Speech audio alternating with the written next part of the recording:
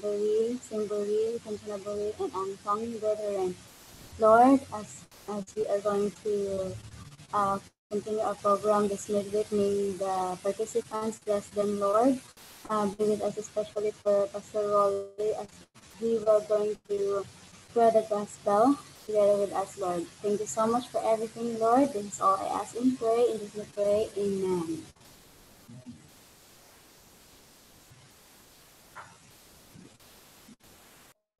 Sorry kayo ha, kay murag mawala-wala jud among wifi. A special song by Sister Sheila. She will sing Ang Panahon Malapit Na.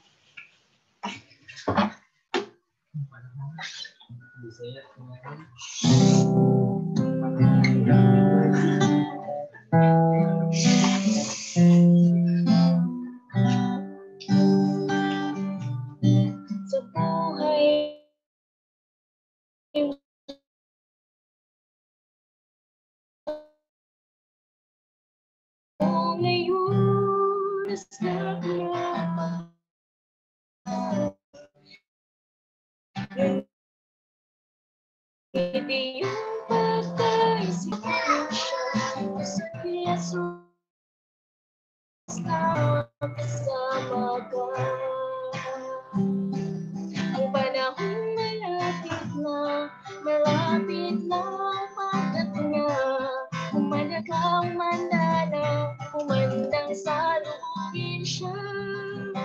Ikaw ako, tayong lahat magkakasama. Walang mawawaglit kahit isa. Kay sarap manahan doon sa langit na bayan. Tuwa't kasiyahan ang mapapakinggan. Walang maranasan na mga kapihatian. Doon sa mga buhay na walang hanggan. Ang panahon malapit na pagdating niya. Umanda ka, umanda na, umandang salubungin siya.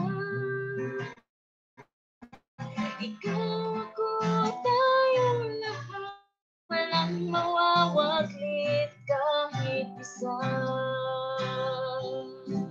Ang panahon malapit na, ang gawain malawak pa.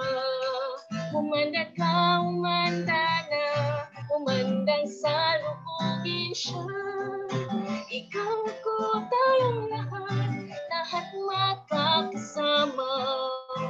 Walang mawawaglit kahit isa. Walang mawawaglit kahit isa.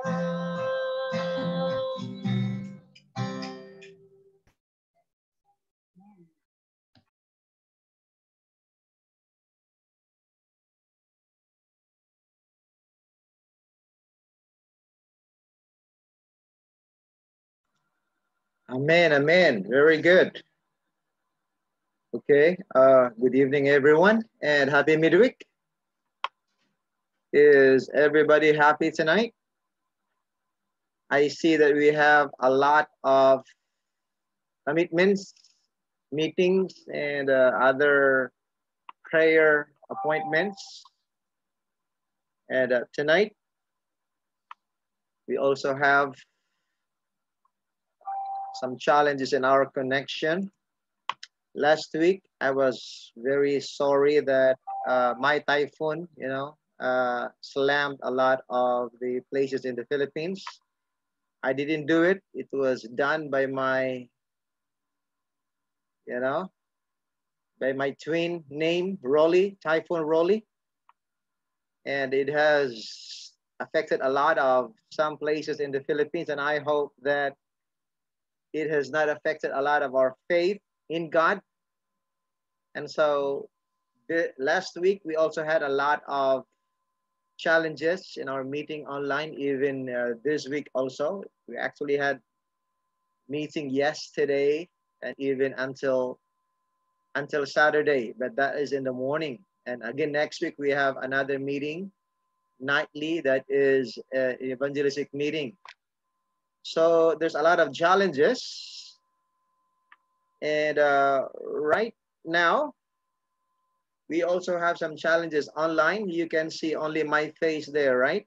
On your screen, do you see it? Do you see it?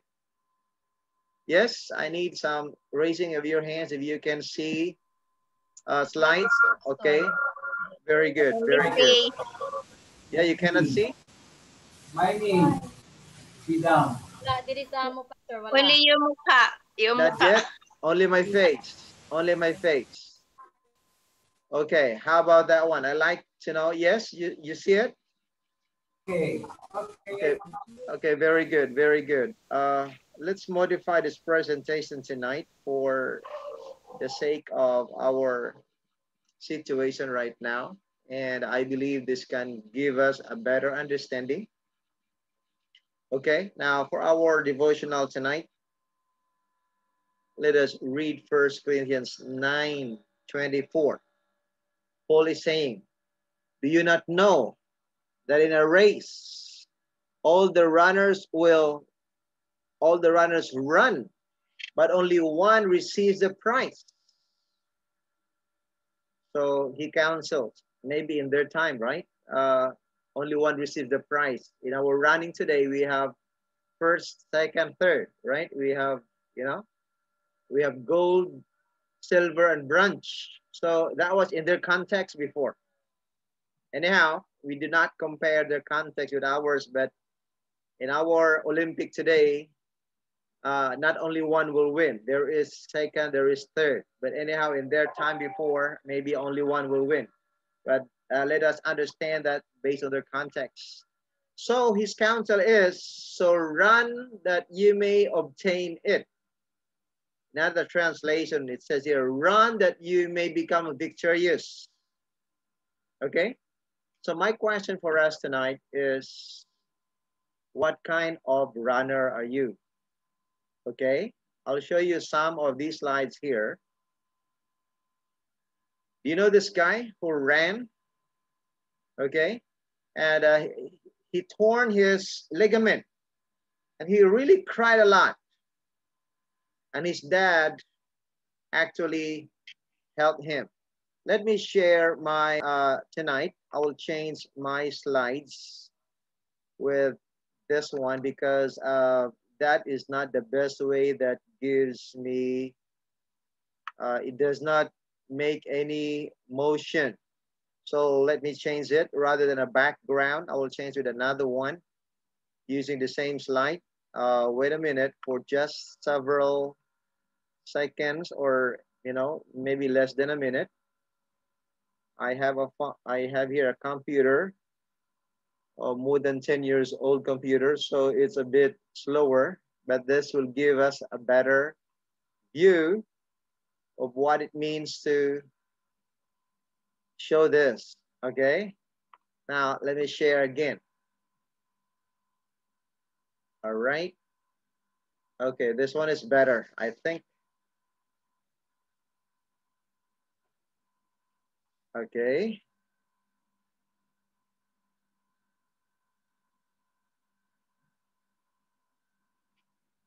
okay, can you see it? Yes.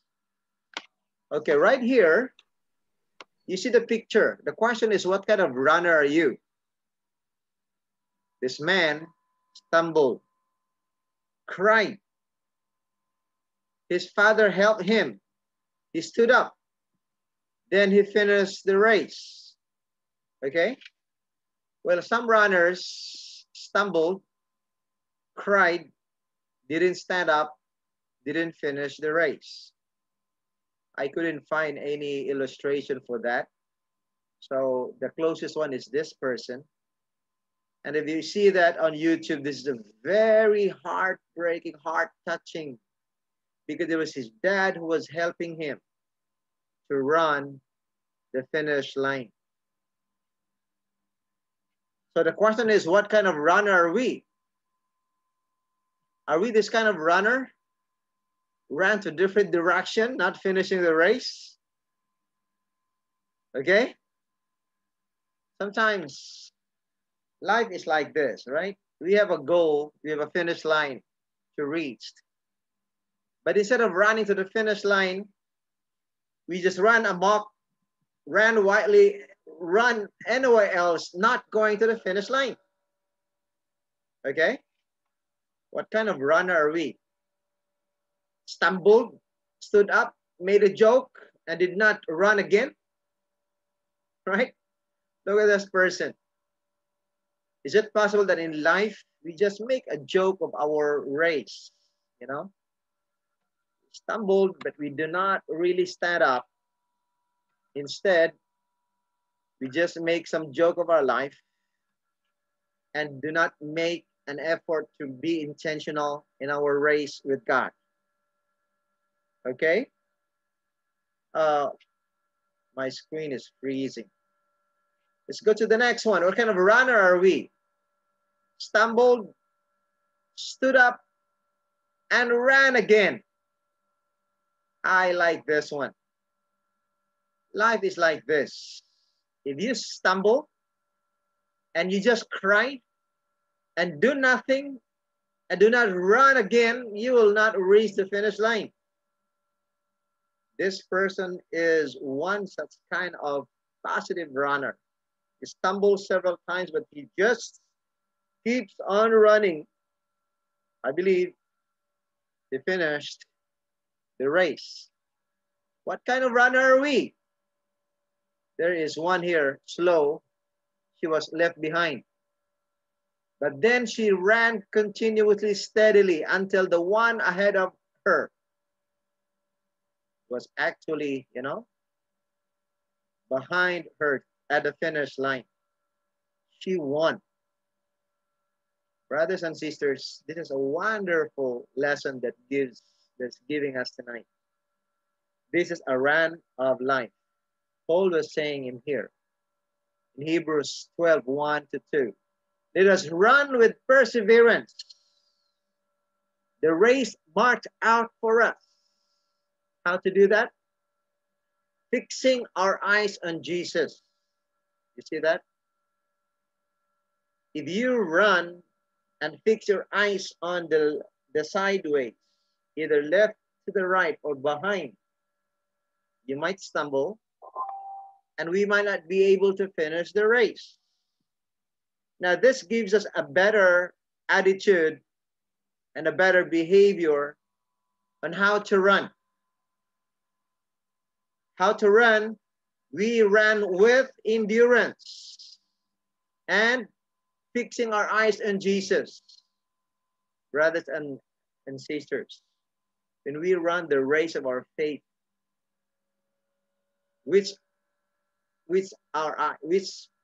direction are our eyes fixed on? Are our eyes fixed on somebody else, on something else than Jesus? And we might be able to run victoriously. Do you know the text in 1 Corinthians that we read? Verse 25 of that. Paul was saying, and every man who takes part in the sports has self-control in all things. Now they do it to get a crown which is of this world, but we ran for an eternal life. This is from the BBE translation.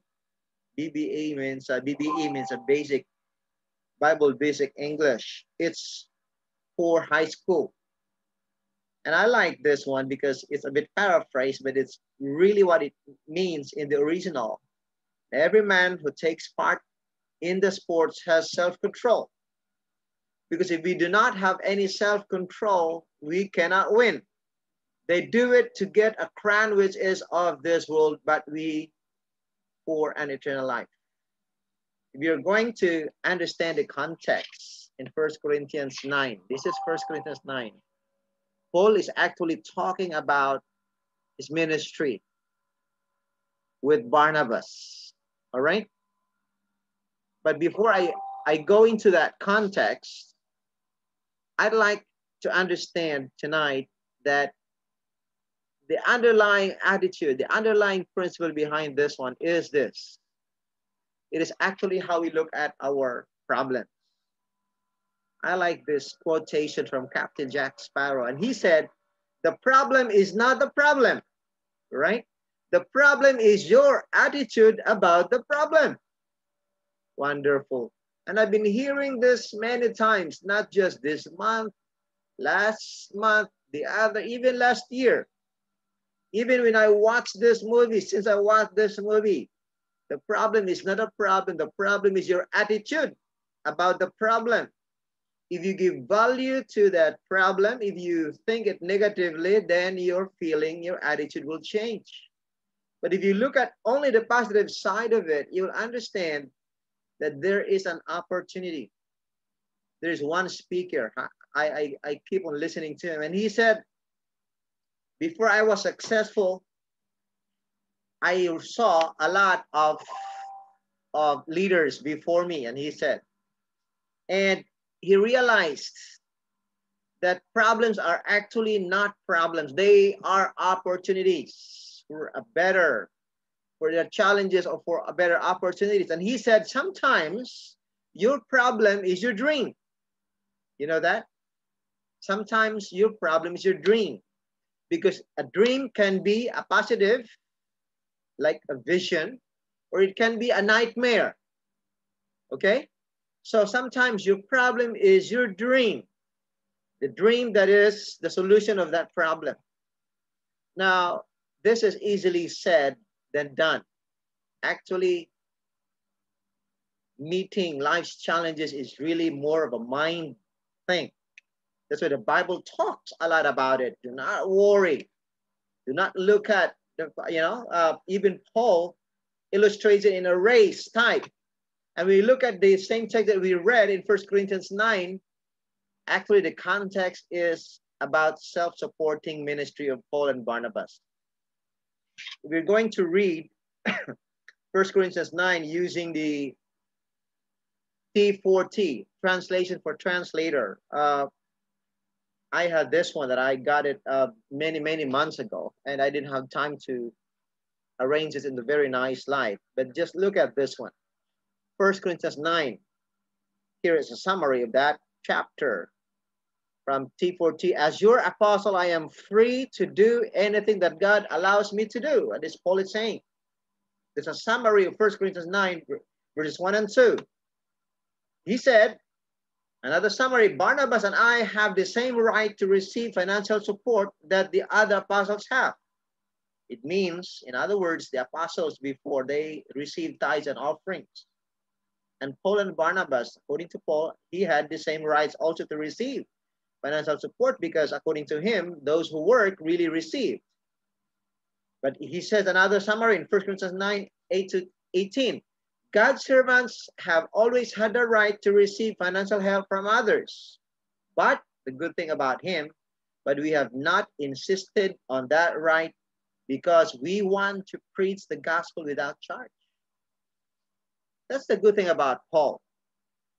Actually, he could have, if he really wanted, because he was an apostle and he had the right to receive it.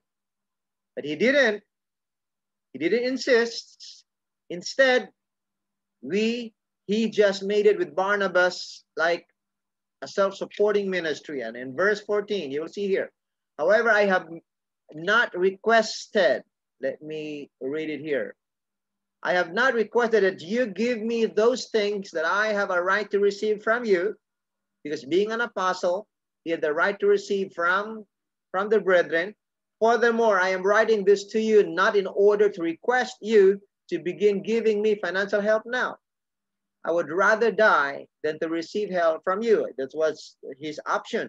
I do not want anyone to prevent me from boasting about my proclaiming God's message to you without receiving financial help from you. That was what Paul is saying. And in verse 16, he said, when I proclaim the message about Christ, I cannot boast about it, because Christ has commanded me to do it. I would be very miserable.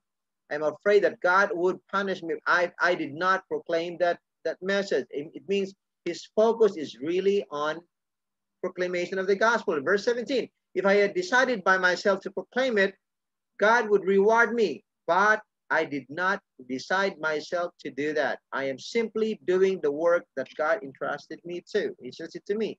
Verse 18, so perhaps you wonder what my reward is. You're wondering, okay?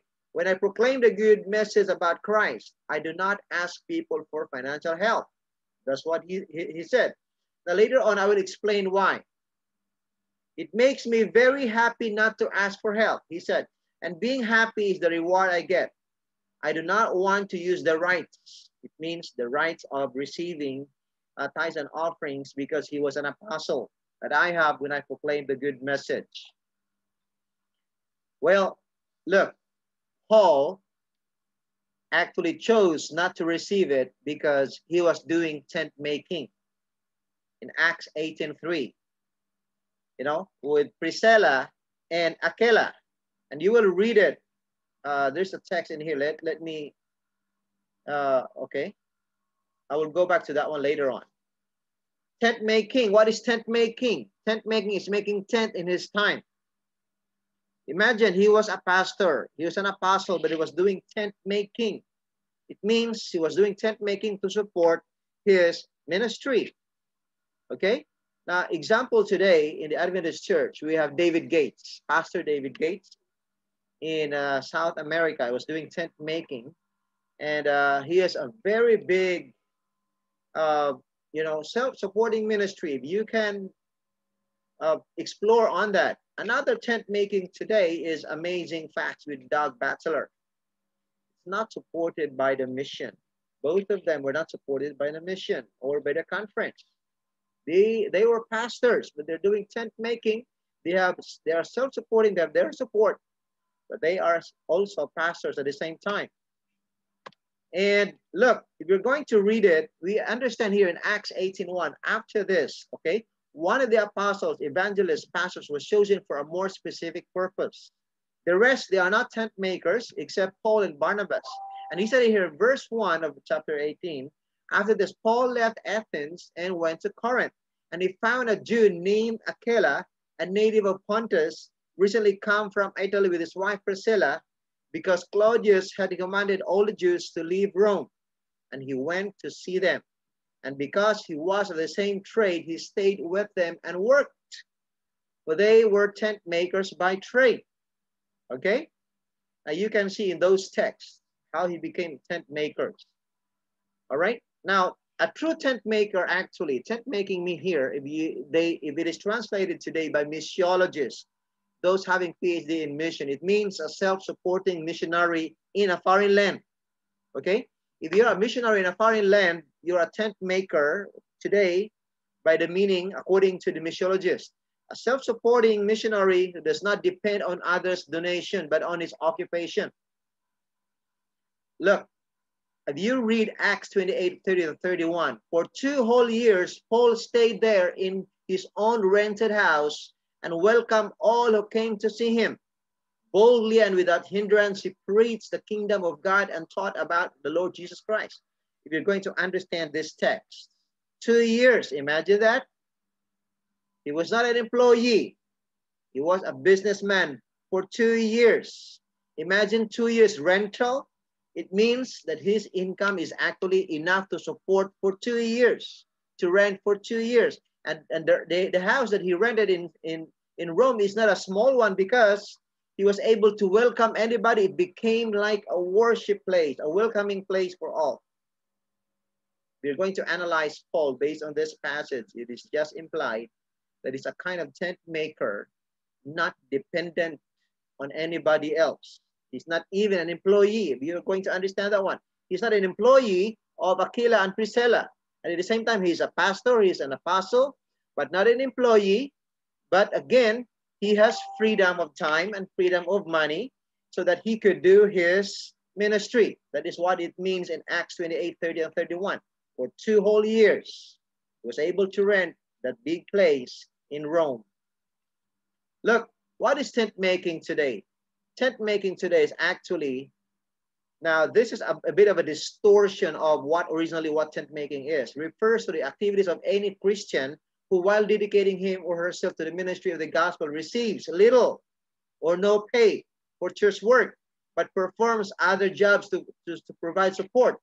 Specifically, okay, tent making refers to a method of international Christian evangelism in which missionaries support themselves by working full-time in the marketplace with their skills and education instead of receiving financial support from a church. It means he's not supported by the mission or conference. The term comes from the fact that Apostle Paul supported himself by making tents while living and preaching in Corinth. Okay? Now, in the Catholic and Orthodox churches today, there's a work called a working clergy. They are tent makers. They have they run hospitals and charitable institutions. They have their family. In the Adventist Church, we do not have this as recognized or even promoted by the General Conference. Now, that tent making actually is backed up from this text. Okay, this is backed up from this text. If we're going to understand in here, where is it? It's gone. It's gone. Yeah, it's backed up from this text in Matthew 28. 19 and 20. Okay, that everyone is a missionary. Like as you go about your daily occupation, it means you're a missionary. So that is the idea of everyone is a missionary. Now, look, today missiologists have another meaning for tent making. It's a Christian professionals, business people, and university students integrating work and witness where Jesus is not yet known. That's a general term. But actually, originally in the Bible, that is not the one, because a tent maker in the Bible, like Paul, is not an employee. But today, the meaning is expanded into any professional, employee or not, as long as it is not supported by the mission or by the union, by the salary, by the tithes and offerings, but then he has his own way of livelihood. That is what tent making today. It means anybody of us, you and me, can be tent makers in today's understanding of this. Okay, professionals are tent makers, teachers are tent makers, students are tent makers, business people are tent makers. Okay, so that is the one, mission or committed Christians who work in secular jobs in order to reach another people group, especially in the 1040 window where Dr. Wagner in 2010, I will show later on. He is the one that tells. Unlike Peter and apostles, Paul was the only one different, okay? Devoted themselves entirely to the religious ministry like Peter and the apostles, but Paul performed outside work, not desiring to be a financial burden to the young churches he founded. Okay? Now, so much for that. We already understand today's meaning of a tent maker is any professional. Right? Any professional, any missionary. It can be teachers, doctors, technicians, engineers, anybody who's working in a foreign land. Now, if you're going to understand it today, this is from Kiyosaki's understanding.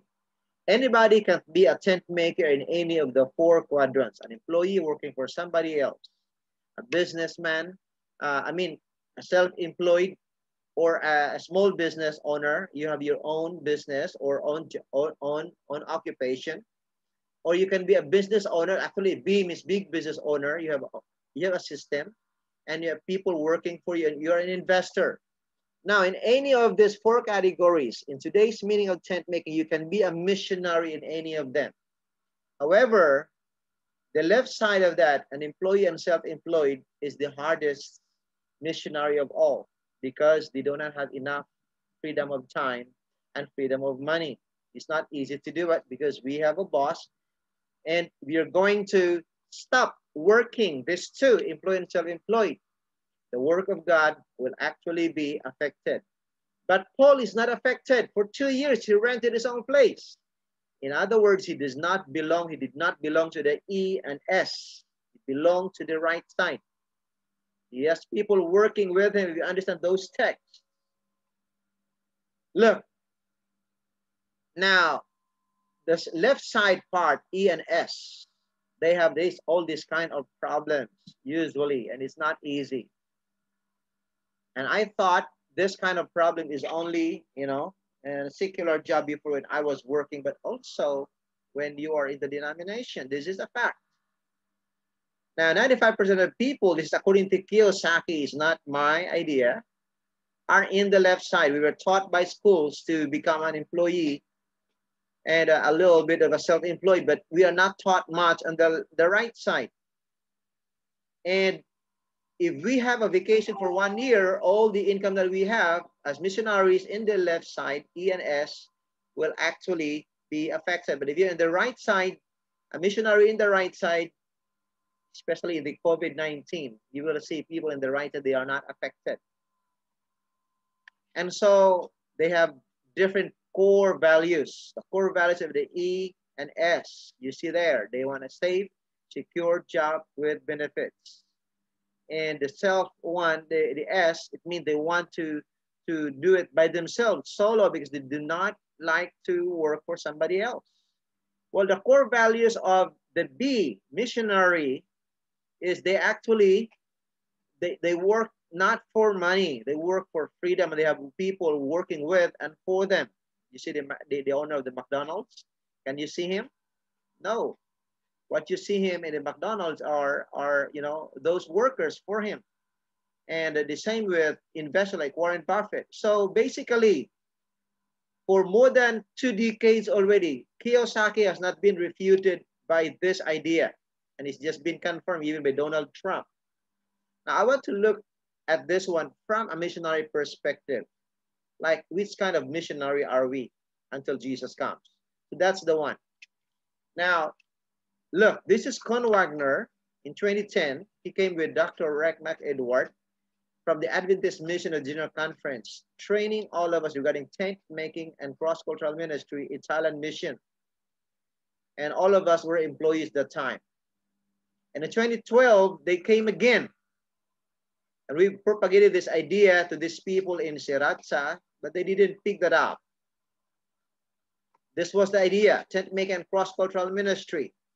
And we had a second round of that at Trinity in 2012.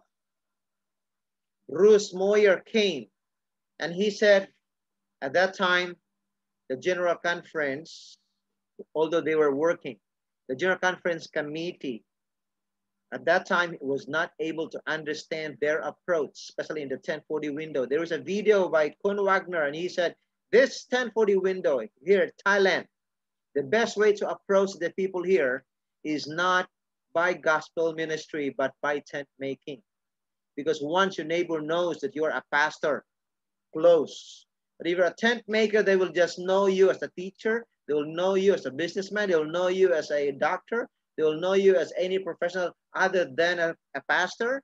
Then they will come to know you, and they will feel good, feel better, not making any actually, a wall.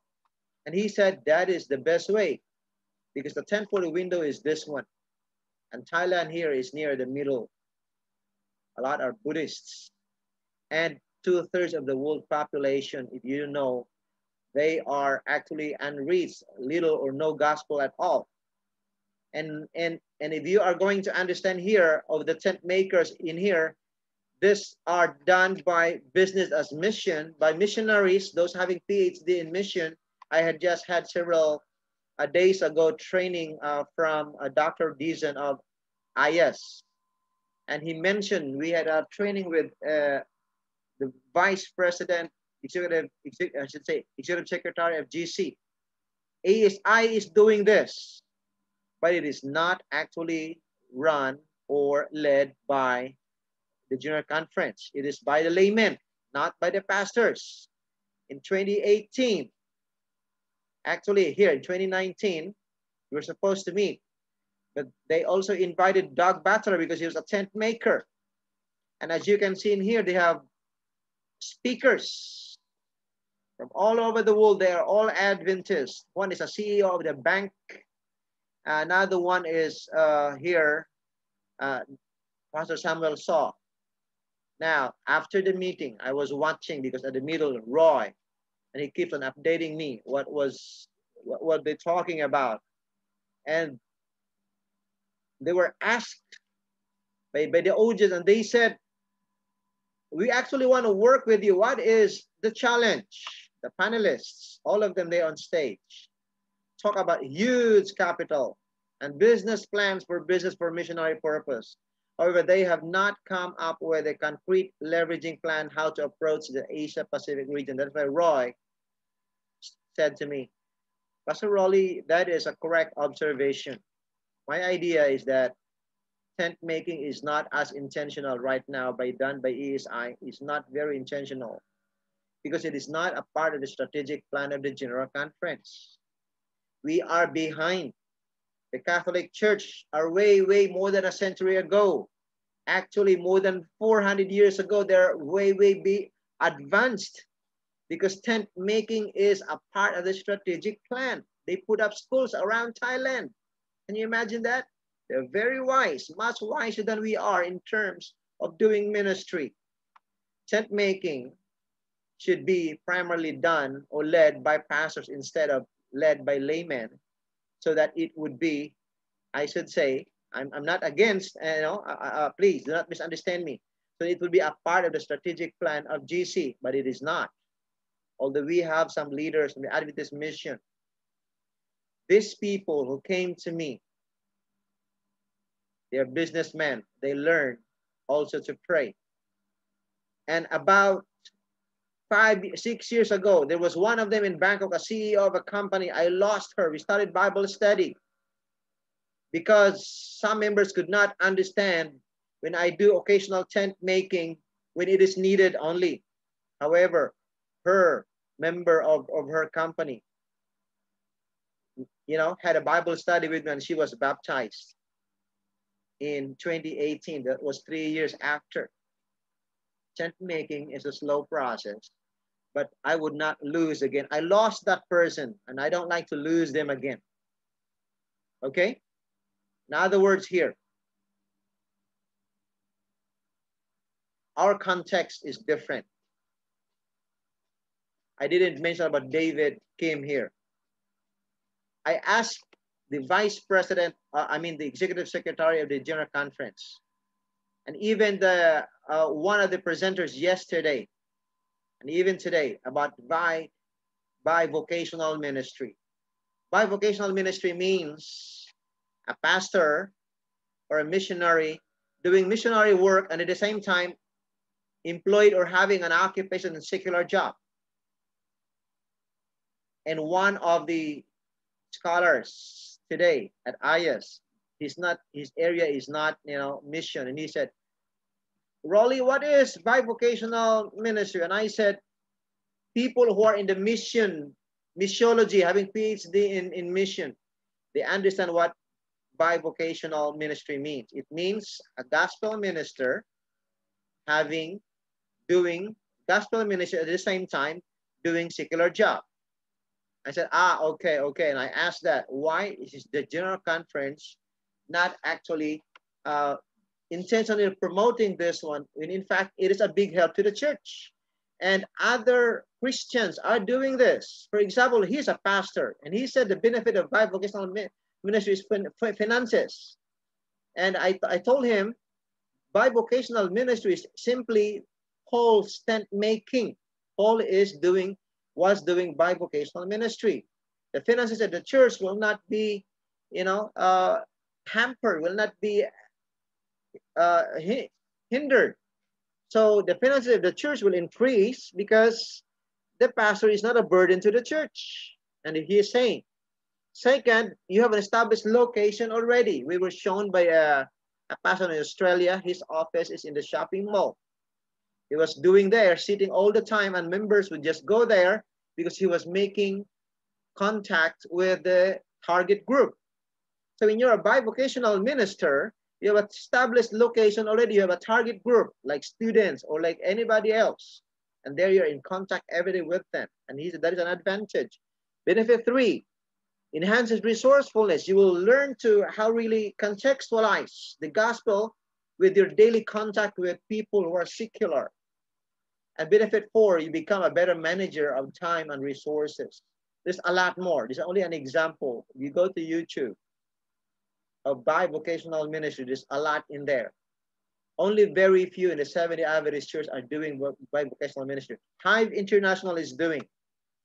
Now, my point is, let's discuss tonight. Just for a few minutes. I'll give you time if you can just interact with me. Which quadrant is the hardest to do tent making? There are 4, right? ESBI, non-salaried church occupation. And why do you choose that quadrant, ESBI?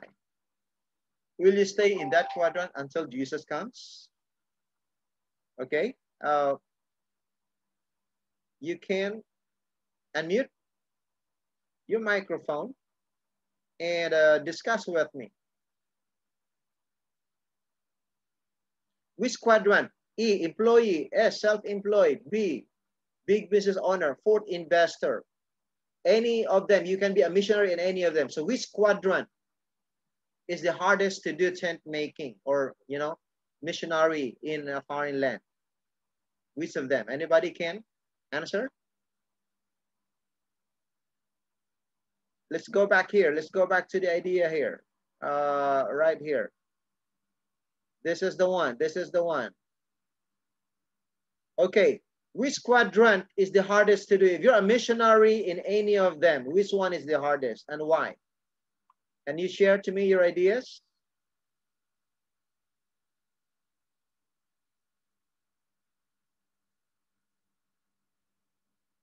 You can unmute.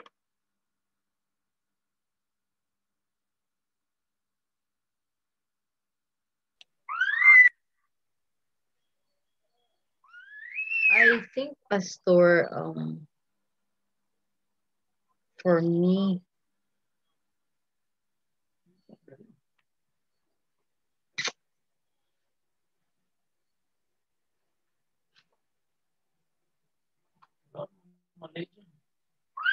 self-employed. Self-employed. Why is that? Because why is that? Self-employed kasi, Pastor, parang you can also expand your leverage. But hindi siya masyadong, kumbaga, makokontrol mo. Unlike, kumbaga, parang hindi siya masyadong danger compare sa mga business. Compare sa mga business owner na talagang pwede kang ma-compromise. Okay. You know, anybody else? Yeah.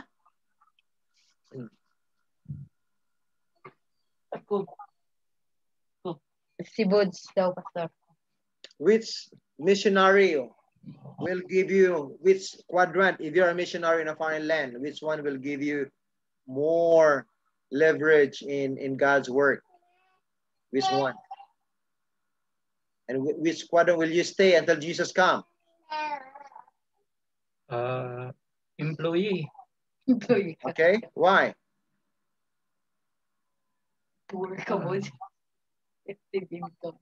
Yes, because it's just dependent always to the employer.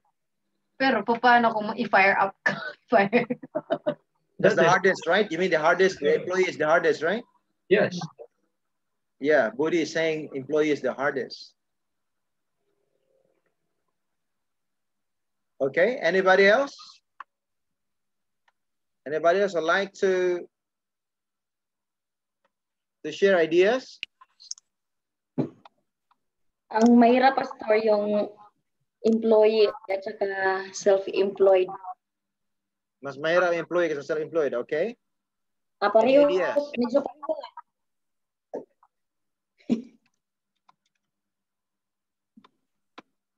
Ang employee, Pastor, pagod ka sa trabaho pero at least fix yung income mo. Pero kung self-employed ka, hindi mo kasi alam yung gaano yung income na makukuha mo within 1 month. So mahirap yung dalawa. Actually, ang pinakamahirap sa kanila, tama ka, itong S. Kasi ikaw yung boss, ikaw rin yung employee. Okay. And if you put up a small self-employed thing, statistics show in about 5 years, magsara yan. In about 10 years, wala na. Ang matitira niya, 98% magsasara. About 3% lang ang ano. That's statistics. Anyway, some people can stay longer, but then, pag atakihin ka ng cancer, wala na. Tapos lahat. Anybody can, anyway, our life is only tourist, but I would just like to open up your mind and based on the text that we read today. Huh? Business owner. Sorry? Business owner, Pastor. Why? Why?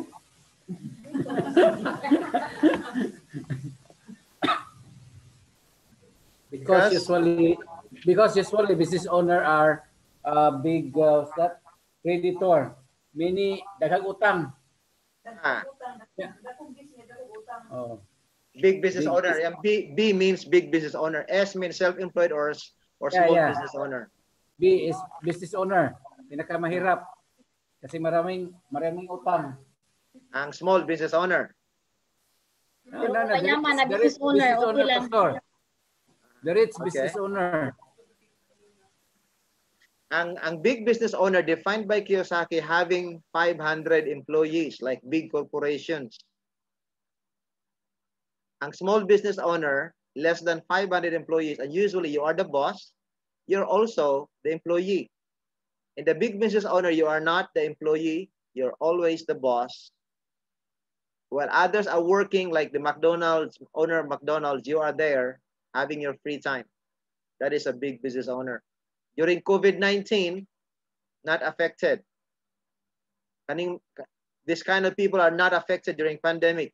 They can do whatever they want in ministry. And I believe Paul was like that. He had a team. He had a big rented house there in Rome. Although it is not as big as today, like it's in between S and B, but he can do his ministry anytime. And that is what is needed at this time. Anybody else? No more?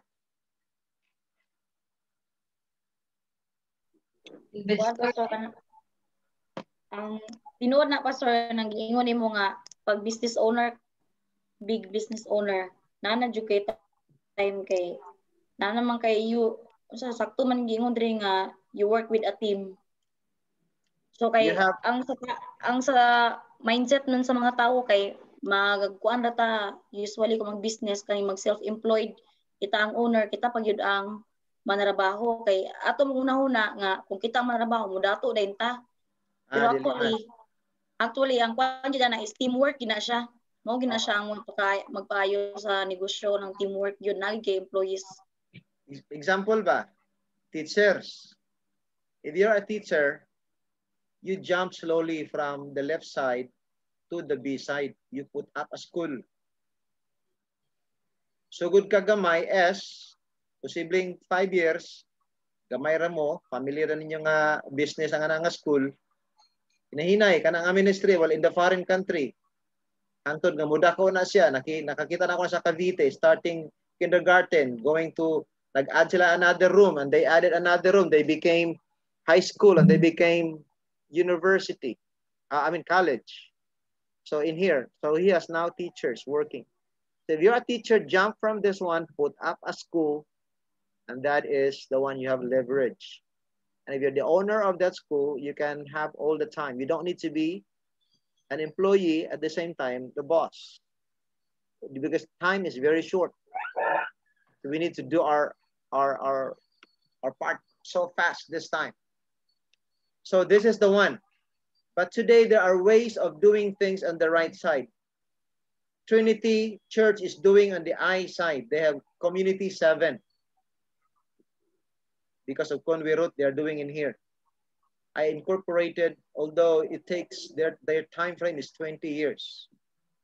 But there are in this side, actually today, there are many kinds of B and the red side. Look, do not look at the poor and rich. Wealthy here doesn't mean you can be rich. The purpose of being a missionary on the right side, like Paul, is not to become rich. It's for us to have freedom of time and freedom of money. That if there is COVID-19, if you are fired by your boss, if you're fired by because we actually need only working here for a boss in a foreign land because of visa. It's the only thing, right? The second thing is, of course, our income. But when you're a missionary, we are here to actually work. Well, you can process that with in your mind. But look, as the text that we read, what kind of runner are we in our mission here in the foreign country? We are to get back up and focus. Our problem is the problem. And with the advice that I had from the previous mission president to the division, to GC friends, they say, Rolly, they told me, just keep moving on. Just keep preaching. Just keep doing care group. With or without the church, just go on. Our reward in heaven is not identified with, are you ordained or not? Are you salaried or not? No. And even one of my friends, my classmates at IAS, now he's chatting with me because we had a forum today, and he said, Birds is there, he's Dr. Montaño. Birds, I envy you. You are in a foreign country. You can do whatever you want as a tent maker. But now I am in the denomination. Oh, we have a lot of protocols and all these policies. And I asked the executive secretary of the GC, why don't we entertain this one? And Dr. Abner Deason said, actually, they're opening up their mind now. They're opening up their mind now. Entertaining bivocational ministry is because of the structure of the church. Anyhow, what we need, brothers and sisters, is when we are in the situation, let us not give up and focus on the negative side. It's really an attitude. And so if you have requests for prayer, let us now do. Singburi for my niece. She is having cellulitis. Who is she? Whose niece? Sarsaba.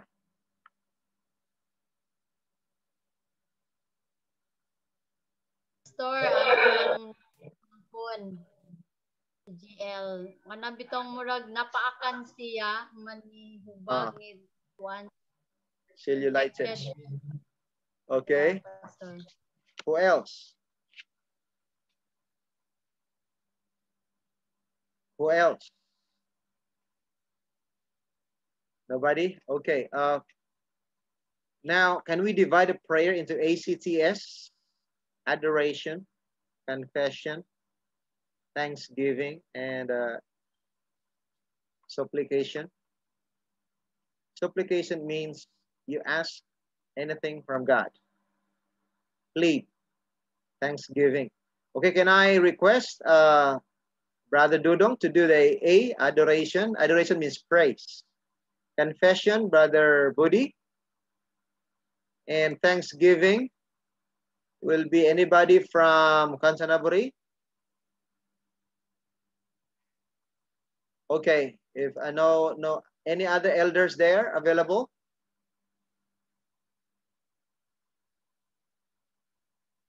If not, then I will do the thanksgiving and supplication. Let us pray.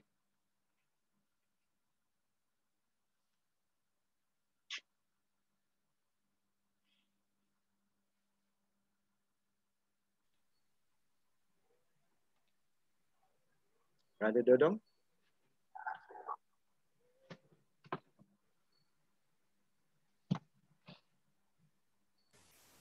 Okay, shall we pray? Our most gracious, loving Father, we are very thankful for the opportunity that you've given to every one of us.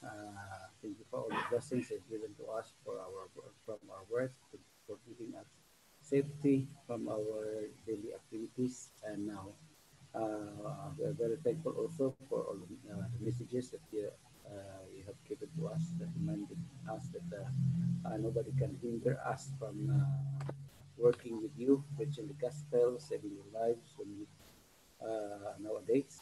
And we are thankful for whatever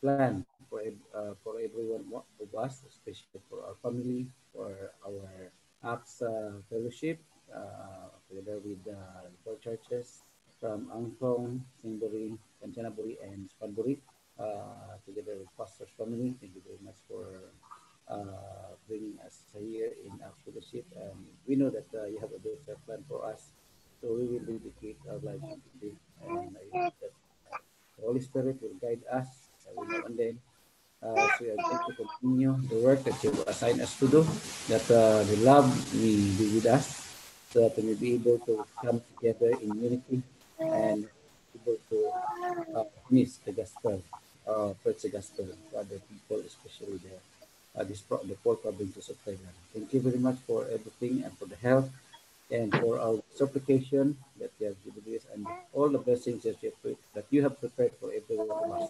Looking forward, the Lord, that someday we will be able to reach that heavenly kingdom as we are going preparing also our families together with our friends and relatives. So please be with us and strengthen us, Lord, for that. Whatever problems or trials that comes along the way, we hope that you are going to hold us together and we will be able to do more, and we will be very happy in serving the Lord. Thank you very much for your blessings and your guidance. Thank you for forgiving our sins. In Jesus' name we pray. Amen. Cody? We continue our prayer. O Lord, um, we confess our sins that we committed today. Any that we offend you about our thoughts, our actions, our words, and forgive all the transgressions that we done for the past and the present, and also, Lord, forgive also our friends, our fellow faith, um, help them, everyone, uh, how important your ministries that we have to run the race uh, to receive that prize. Lord, help everyone our spiritual needs that we uh, can receive uh, a good forgiveness so that our souls be prepared for your second coming. This we ask in Jesus' name we pray. Amen. Oh, dear God, we continue our thanksgiving to you for this wonderful situation you're giving us. Thank you for this midweek prayer meeting. We're praying together, humbling our hearts, recognizing that you are our God. We also pray, oh Lord, for our situation right now. We are now in this pandemic and we are in a challenge worldwide. There are a lot of these COVID-19 cases. We just don't feel in Thailand. We have a lot of challenges. Our time is very short. I always watch daily what is happening around the world this time. Even the new president of the USA is a Jesuit, and he planned it already with the Pope in 2013, oh Lord. Now is the time that we are going to implement the new world order as soon as possible. And they're making this COVID-19 as a fuel that they can implement what they wanted with Laudato Si. I pray also, oh Lord, for the niece of Sister Labon having cellulitis in her leg. And may you help her, GL Sarsaba, that she will get well as soon as possible. Oh God, our life is yours. We depend on you every day. We're only tourists here. We're missionaries in a foreign land. We have a lot of challenges. What we are to do is actually to depend on you We are not here able to do by our own mind, our own resources, but only, O Lord, by your Spirit. When we have the Spirit like what you had with your apostles before, then you would be able to turn the New Testament church they did upside down, and even our situation, O Lord. We really need, O Lord, to be in one accord by your Holy Spirit, even tonight, O Lord. Thank you for answering our prayer. If there's anything we have captured of your glory, O Lord, please provide us in what we need in this barren land, and help us, O Lord, to be able to do ministry, because this is what we are here for. We are here to work for you and with you and with one another. Our work here in Singguri, Kanchanaburi, and Supanduri, O Lord, will increase, and we'll be able to inform, warn as many people as possible until you come, that they will have a chance, actually, O Lord, to know you and be saved. Thank you for answering our prayer tonight. You will give us a good night rest, and tomorrow you will give us another day to praise you and serve you. Thank you for answering our prayer in Jesus' name. Amen.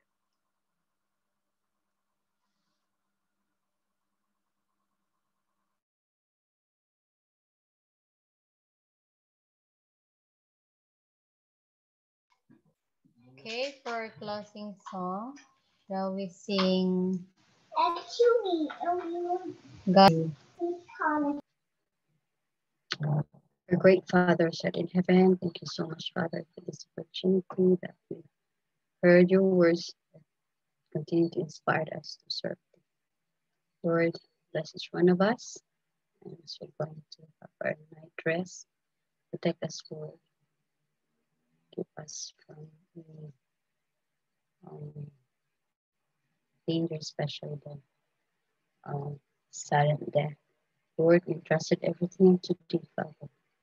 Help us to finish the race with a good attitude toward the struggles that we're facing every day.